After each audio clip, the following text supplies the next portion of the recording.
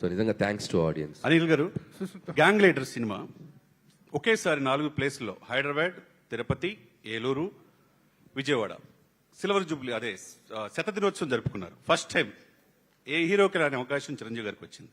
Silver Jubilee జరుపుకున్న, Filmfare అవార్డులు పొందిన, గిన్నీస్ బుక్ సాధించిన, పద్మ విభూషణ్ అయిన ఈ చిరంజీవి గారికి మీరు ఈ వరప్రసాద్ ఫంక్షన్స్ శతదినోత్సవం ఎక్కడ జరుపుకుంటారు అనుకుంటున్నారు?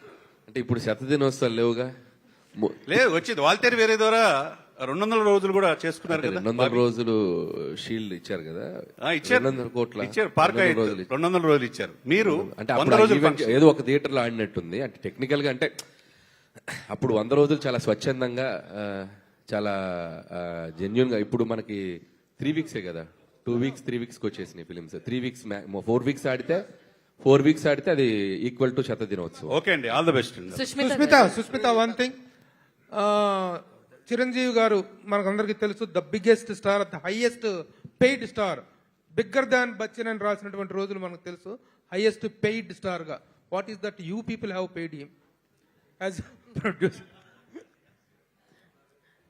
Whatever his market numbers is what we paid him.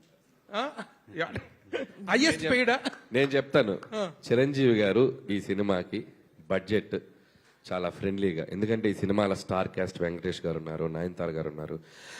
ఈ సినిమా కూడా ఎక్కడ కాంప్రమైజ్ కాకుండా తీయాలి. అందులో ఆయన డాటర్ కూడా one of the producer. So ఈ సినిమా బడ్జెట్ రేపు అయ్యాక ఆవిడకి కాస్త డబ్బు మిగలాలి, ప్రొడ్యూసర్గా సాహు గారికి డబ్బు మిగలాలి అనే ఒక చిన్న దీంట్లో ఈ సినిమాకి ఆయన హైయెస్ట్ పెయిడే తీసుకున్నారు. But at the same time ఈ సినిమా బడ్జెట్ కి ఎంత అవసరం అంతే తీసుకున్నారు. And very reasonable and at the same time very decent. And ఆయన ఇమేజ్ కి ఎంత ఉండాలో అంత తీసుకున్నారు. So that is. అనిల్ గారు ఇప్పుడు మన తెలుగు ఇండస్ట్రీలో లెజెండరీ హీరోస్